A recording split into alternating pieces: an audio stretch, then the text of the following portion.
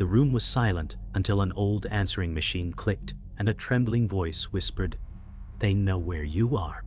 Ethan froze, every nerve screaming as the static swallowed the message. A sudden scream cut through the night air, piercing and raw. He ran to the window, but the street was empty, shadows stretching under the flickering streetlights. His breath caught as a metallic chill spread across his chest. Down on the pavement, something glimmered under the lamplight.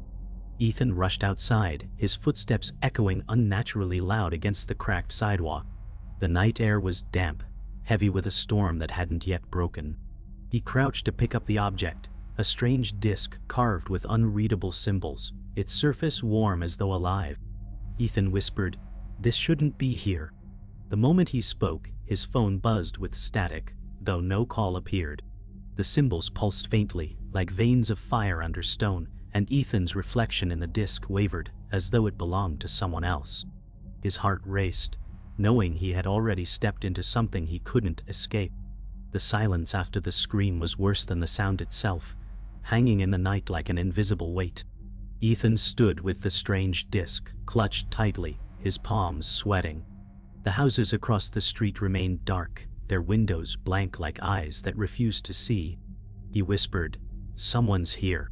His words seemed to echo unnaturally. He glanced over his shoulder, heart pounding, half expecting a shadow to break free from the mist. Instead, the night swallowed everything whole. He tried to steady his breathing, but the symbols on the disc flared faintly each time he exhaled, as if syncing with him. His phone buzzed again, static spilling into the air before fading. Ethan muttered, "I don't understand." He backed slowly toward his house, the night pressing against him. Every step felt heavier, as though unseen eyes tracked his movement, and he realized this was only the beginning.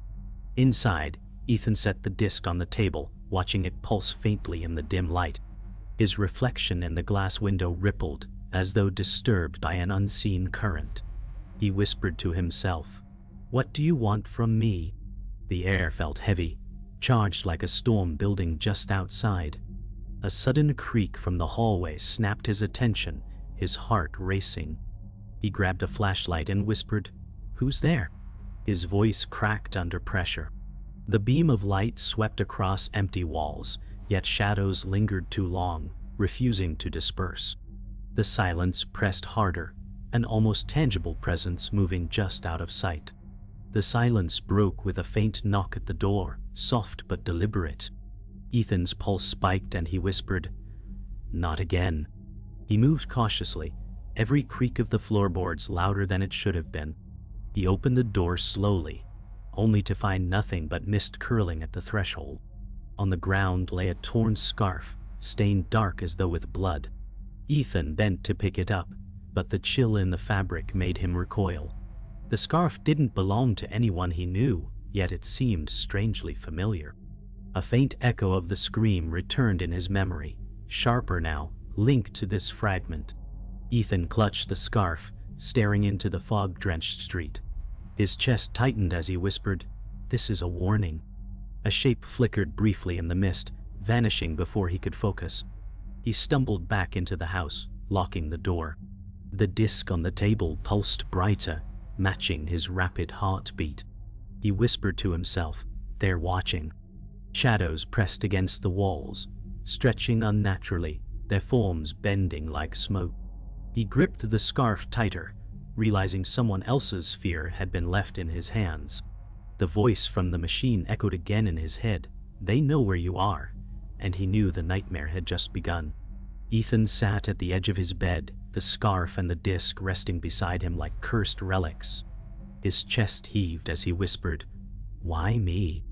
The night pressed in, heavy with silence that seemed to breathe.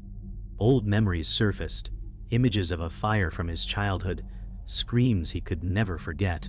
He gripped his head, sweat dripping down his face, as the echo of the voicemail repeated in his mind.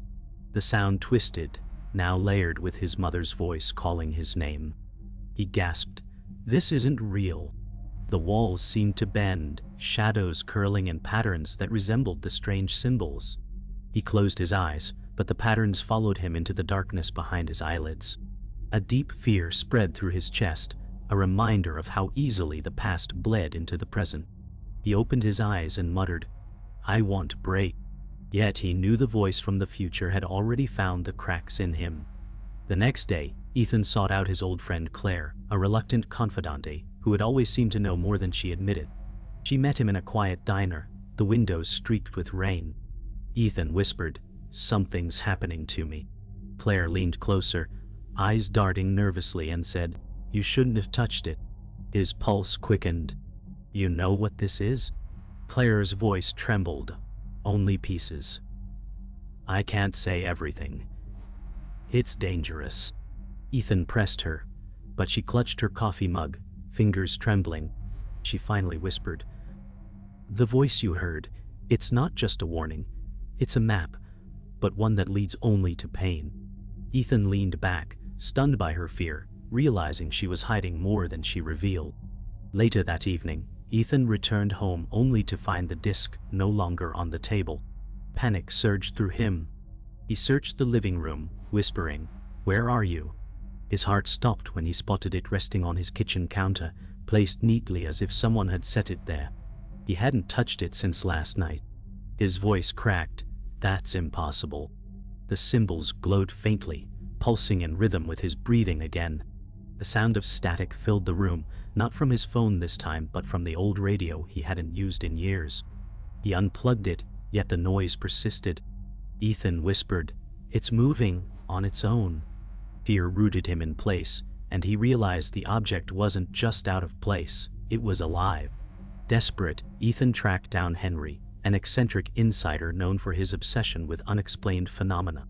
They met in Henry's cluttered garage, walls lined with maps and red string diagrams. Henry's wild eyes flickered as he studied the disc in Ethan's hands. "It's a fracture," Henry muttered. "A crack in time itself." Ethan frowned. "That makes no sense." Henry leaned close, whispering, "The voice you heard, it's from the other side of the fracture." Ethan's hands trembled as Henry traced the symbols, saying, "These aren't warnings, they're instructions." Ethan felt his stomach drop. The possibility that his every step was dictated by some echo from the future made the room colder. That night, Ethan replayed the voicemail on his machine, but this time the words were different. The trembling voice whispered, "I've already found you." His breath caught, heart hammering. The static deepened into a distorted growl that filled the room. He whispered, "No, that's not what it said before." His hands shook as he reached for the disc, which now pulsed in response to the sound. He dropped it onto the table, watching the glow intensify. He staggered back, whispering, "It's changing me." His reflection in the window blurred again, lips moving silently as though speaking words he hadn't spoken. Fear hollowed his chest as he realized the echo wasn't only guiding him, it was rewriting him. The following night, Ethan's phone buzzed again, but no number appeared. His throat tightened as he answered, and a warped voice whispered, "You've already chosen." His pulse quickened, and he shouted, "Chosen what?" But the voice dissolved into static. The disc on his table glowed brighter, as though confirming the message. Ethan whispered, "I didn't choose anything." His reflection in the window behind him mouthed words out of sync, whispering fragments he could not understand. He staggered back, clutching the disc, fear and anger colliding in his chest. He muttered, "I won't be controlled." Yet the echo in his head laughed faintly, a sound he knew wasn't his own. The room grew colder, and shadows twisted across the floor as though drawn to him. He realized the voice was not predicting his future, it was binding him to it. The next morning, Ethan met Detective Harris, a broken authority figure with weary eyes and a voice roughened by years of secrets. They spoke in a shadowed office, blinds half closed, dust hanging in beams of light. Ethan said, "Someone is following me." Harris leaned back, lighting a cigarette, muttering, "You think you're special? We all have ghosts." Ethan pressed, "This isn't paranoia, it's real." Harris studied him for a moment, then smirked bitterly. "Real doesn't mean safe." Ethan leaned forward, desperate. "You know something." Harris's jaw tightened, but he only exhaled smoke and turned his eyes away. Ethan felt the weight of hidden truth pressing between them, more suffocating than the smoke. Ethan reluctantly sought help from Marcus, an unlikely ally known for his reckless habits but uncanny instincts. They met in a cluttered mechanic's garage, the scent of oil thick in the air. Marcus leaned on a car hood smirking. "You look like hell." Ethan snapped, "This isn't a joke." Marcus's grin faded as Ethan placed the disc in front of him. Marcus's eyes widened, his bravado slipping. "Where did you get that?" Ethan replied sharply. "It found me." Marcus muttered, "Things like that don't just appear. Someone wanted you to have it." Ethan realized Marcus's shock wasn't fear of the unknown. It was recognition. For the first time, Ethan questioned if Marcus was helping him or playing his own game. That night, Ethan traced the symbols on the disc and discovered they matched markings hidden across the city. He followed them, walking through abandoned streets lit by flickering neon signs. The symbols carved into walls glowed faintly as though guiding him. Ethan muttered, "It's a map." The silence of the streets weighed heavily, broken only by the hum of distant electricity. Each mark pulled him deeper into forgotten alleys. He touched one glowing symbol, and the warmth surged into his veins, almost burning. He gasped, "It knows me." The realization chilled him. The disc was not just showing him where to go, it was tethering him to the city itself. Ethan returned to his car only to find the brakes tampered with. As he drove down a quiet road, the pedals slammed uselessly to the floor. His heart pounded as he twisted the wheel, shouting, "No, no, no!" The car skidded wildly, tires screeching, narrowly missing a crash into a lamppost. He pulled the car onto the shoulder, trembling. His hands gripped the wheel tightly, sweat dripping down his face. He muttered, "Someone wants me dead." The disc in his pocket pulsed again, faintly mocking his fear. He realized the voice from the future hadn't just warned him, it had prepared him for this attempt. The line between survival and fate grew impossibly thin. Ethan confronted Marcus again, determined to force the truth from him. They met in the same garage, tension heavy between them. Ethan slammed the disc on the hood of the car and demanded, "What aren't you telling me?" Marcus hesitated, his usual bravado gone.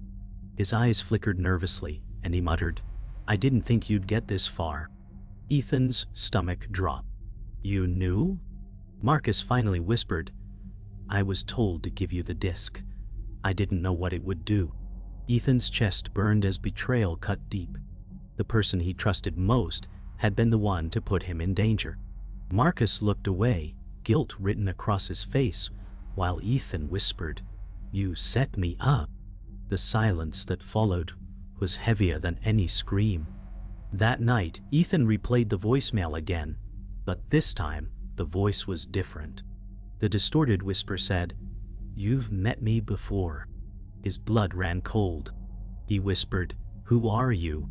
The static stretched, and faintly he heard his own voice overlapping the echo. Ethan's knees buckled, and he grabbed the table to steady himself. His own voice from the future was haunting him, warning and binding him at the same time. He whispered, "This can't be happening." His reflection in the window shimmered, lips moving to the same words he had just heard. The disc pulsed in his hand like a heartbeat. He realized with horror that the voice guiding him was his own, twisted by time into something unrecognizable. Ethan revisited the scarf, unable to let go of the thought that it belonged to someone caught in the same loop. He traced its torn edge, feeling the dried stain against his fingers. The scream from the first night echoed louder in his memory, sharper now. He whispered, "It wasn't random." His breath quickened as realization struck. This scarf had belonged to the tragic victim. Their fate wasn't just a warning, it was tied to his own survival. He clenched it tightly, whispering, "I was meant to find this." The disc pulsed faintly beside the scarf, linking the two objects together like puzzle pieces of a nightmare he could not escape. In desperation, Ethan sought out Claire again. She waited for him in the rain-drenched diner, her eyes shadowed with fear. Ethan slid into the booth and whispered, "The voice. It's me." Claire flinched, then muttered, "I was afraid of that." Ethan leaned forward, voice trembling. "You knew?" She hesitated, her gaze fixed on the window as raindrops streaked down like tears. She whispered, "I didn't want to believe it, but the loop always comes back to you." Ethan's chest tightened, rage and despair clashing. "Then why didn't you tell me?" Claire's eyes glistened with regret as she whispered, "Because telling you doesn't change the ending." The silence that followed was heavier than the storm outside. Later that night, Ethan studied the disc under a desk lamp, his eyes locked on the glowing symbols. He whispered, "This isn't from here." The air vibrated faintly, and the surface of the disc rippled as though alive. Ethan touched it, and visions flashed. Streets he hadn't yet walked, words he hadn't yet spoken, faces he hadn't yet seen. He pulled his hand back, trembling, but the visions lingered in his head. He whispered, "It's not from the present." The truth settled in his bones like ice. The object belonged to a future that had already touched him. He realized he wasn't just being warned of what was coming. He was already living inside it. Ethan tossed in his bed, unable to sleep. Each time he closed his eyes, he saw flashes of moments that hadn't yet happened. His voice in the visions whispered, "You can't change it." He sat up, drenched in sweat, clutching his chest. The disc pulsed faintly on the table, casting eerie patterns on the walls. He muttered, "I'm losing control." His breath came ragged as memories collided with images of future events, streets he hadn't walked, people he hadn't met. He whispered, "It's inside me now." The reflection in the mirror across the room moved a heartbeat slower than him, lips whispering words he hadn't spoken. Fear spread through him, realizing his memories no longer belonged solely to the past. In the early hours, Ethan walked down a deserted street, only to stop when he felt someone watching. A figure stood at the corner, still and silent. It was the silent observer. Ethan's voice shook as he whispered, "What do you want from me?" The figure didn't move, only watched with unsettling stillness. Ethan took a cautious step forward, but the observer turned and vanished into the mist without a sound. His heart pounded, and he shouted, "Stop!" His words echoed against empty buildings, unanswered. He realized the silence was worse than any threat. This figure knew everything and said nothing, and its presence was more suffocating than a scream. Back inside his home, Ethan placed the disc on the table, only to gasp as its symbols began glowing without touch. They pulsed brighter until lines of red light bled across the wood. He whispered, "It's waking up." The symbols twisted, almost alive, burning themselves into the surface. Ethan stumbled back, covering his mouth as the disc throbbed like a beating heart. He whispered, "It's feeding on me." His chest ached with each pulse, his breath sensing with the rhythm of the glow. The room grew darker, as though shadows thickened around the disc. For the first time, Ethan realized the object wasn't just connected to him, it was consuming him. Ethan stumbled to Marcus's garage again, desperate for help. But Marcus looked broken, sweat dripping down his forehead, his hands trembling as he blocked the doorway. Ethan whispered, "Please, I need answers." Marcus shook his head, whispering, "They'll find me if I help you." Ethan's voice cracked. "Who are they?" Marcus's eyes darted around, fear etched into every line of his face. Without warning, he shoved Ethan back, shouting, "Run!" Ethan stumbled, watching in horror, as Marcus faced the shadows creeping inside the garage. It wasn't loyalty, it was sacrifice. Marcus had chosen to give himself up, delaying the threat for Ethan to escape. Ethan ran through the empty streets, Marcus' shout still echoing in his ears. His phone buzzed violently, and he answered with shaking hands. The distorted voice said, "You are running out of time." Ethan shouted, "Tell me what to do." But only static replied. He dropped the phone, clutching his head as the disc pulsed in his pocket. His heart thudded in sync with it, each beat heavier, louder, unbearable. He whispered, "It's counting down." The night pressed against him, shadows stretching toward him like hands. He realized the warnings weren't leading him to safety. They were dragging him closer to the end he couldn't escape. Ethan finally confronted Marcus's betrayal head-on, storming back to the garage where the disc had first been placed in his hands. His voice shook with fury as he shouted, "You knew what this was." Marcus backed away, guilt carved deep into his face. He whispered, "I didn't choose this either." Ethan's chest heaved, and he pressed, "Then why me?" Marcus looked broken, his eyes shimmering with regret. "Because it was always supposed to be you." Ethan's stomach dropped at the finality of the words. The glow from the disc spread across the floor, illuminating both men in unnatural red. Ethan whispered, "You've tied me to something I can't escape." Marcus could only lower his gaze, silence confirming his guilt. Detective Harris summoned Ethan to a desolate station office late at night. The blinds rattled against cold wind as Harris leaned forward, cigarette trembling in his hand. "You think you're chasing answers," he muttered, "but you're chasing yourself." Ethan's jaw tightened. "You know more than you're saying." Harris exhaled smoke, eyes filled with bitterness. "I've seen what happens when people follow the voice. They don't come back the same." Ethan pressed harder, whispering, "Then tell me how it ends." Harris slammed a file shut, his hand shaking. "It ends with you broken if you're lucky." Ethan felt his stomach twist, realizing the authority figure wasn't warning him. He was confessing his own failure. Ethan turned to Henry, the eccentric insider, hoping for clarity. Henry's garage was darker than before, maps curling on the walls, string patterns glowing faintly from hidden ink. Henry's eyes darted with manic intensity as he whispered, "You were caught in a loop." Ethan's throat tightened, and he muttered, "A loop?" Henry nodded rapidly. "Everything repeats. Every step, every scream, every betrayal. You've already lived this." Ethan shook his head violently. "No, I would remember." Henry smirked, his voice rising. "Memory is the first thing the loop erases." Ethan's body chilled as the realization spread. This wasn't his first time. It might not even be his 10th.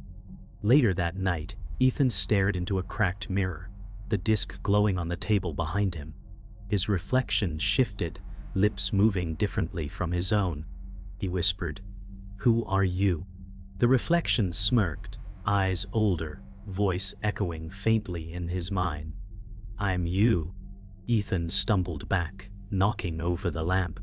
Darkness engulfed the room except for the glow of the disc. His reflection did not vanish. It leaned closer, whispering, "You were never meant to break free." Ethan's breath caught in his throat, horror gripping him as he realized the future wasn't chasing him. It was already here, looking back from the glass. The final confrontation came in an abandoned factory on the city's edge, where shadows seemed to breathe. Ethan gripped the disc tightly, his voice raw as he shouted, "I won't be your prisoner." The shadows condensed, forming into the villainous echo of himself, eyes burning with cruel intent. The air vibrated, machinery groaning as though alive. The echo whispered, "You can't fight me, I am you." Ethan's chest heaved, fear colliding with fury. "Then I'll end us both." The disc pulsed violently, cracks forming across its surface as light surged outward. The factory trembled, and Ethan stepped forward, determined to face his own reflection in one final stand. The factory fell silent as the disc cracked in Ethan's hands.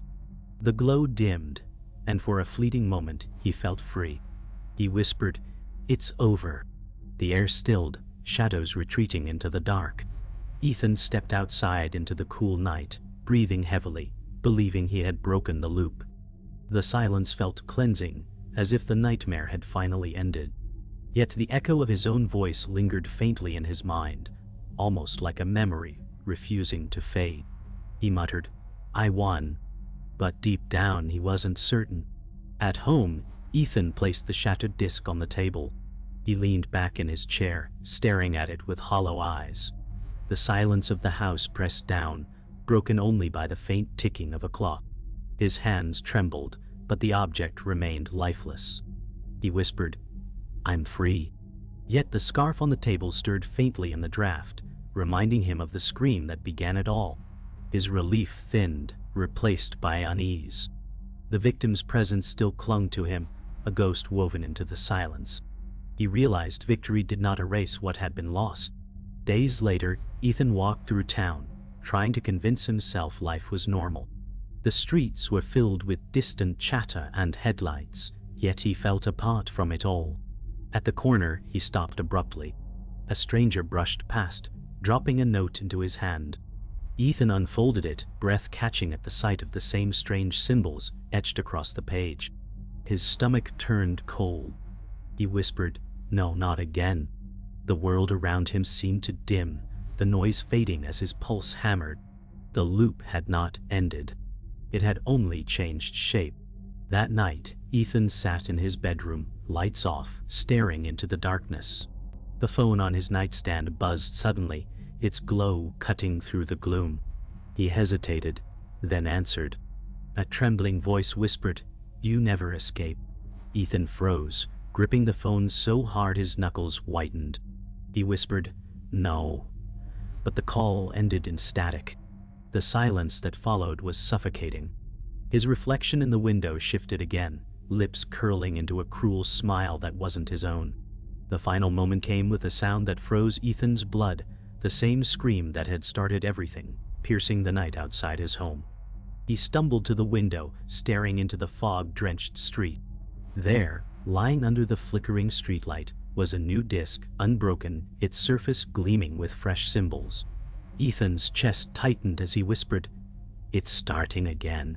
The scream echoed once more, and the screen of his phone lit up with static. The loop had never been broken. It had only circled back to its beginning, and he was already inside it.